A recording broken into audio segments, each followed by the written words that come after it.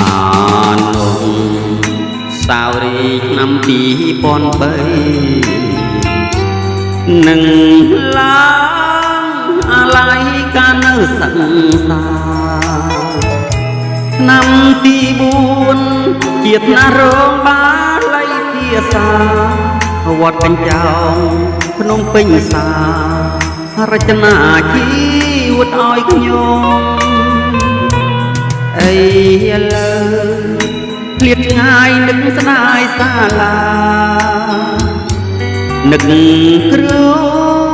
អាចារ្យធ្លាប់តែអប់រំសិស្សរួមឋានៈធ្លាប់សប្បាយចរចារងសិល8ជួបជុំយាយតាបងប្អូនមីងតាដល់ថ្ងៃណា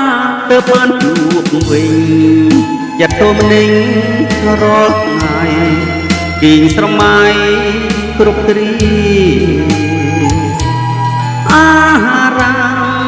ស្នាមព្រះពុទ្ធត្រសោភាយាមលុបសាសនា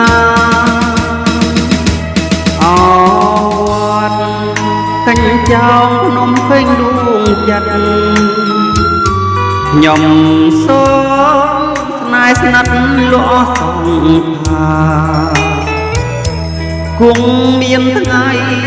ខ្ញុំវិលវ័យទៅជួបភក្តាស្វែងរកអាนุ่งសានីកាលឆ្នាំ2003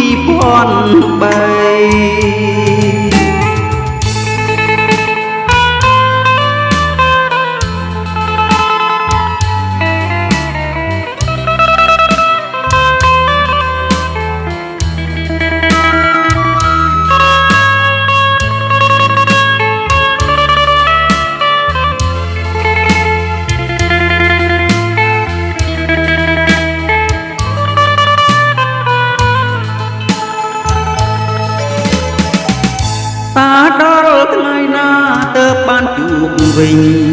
ចិត្តទុំninhរាល់ថ្ងៃទាញស្រមៃ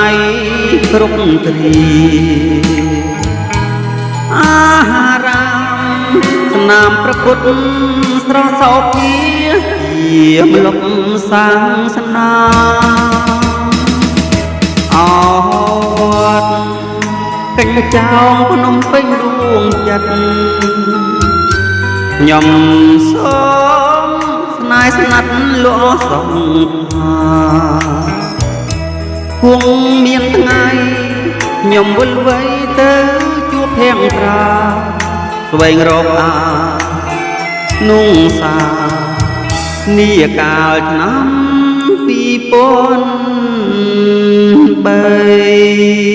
2003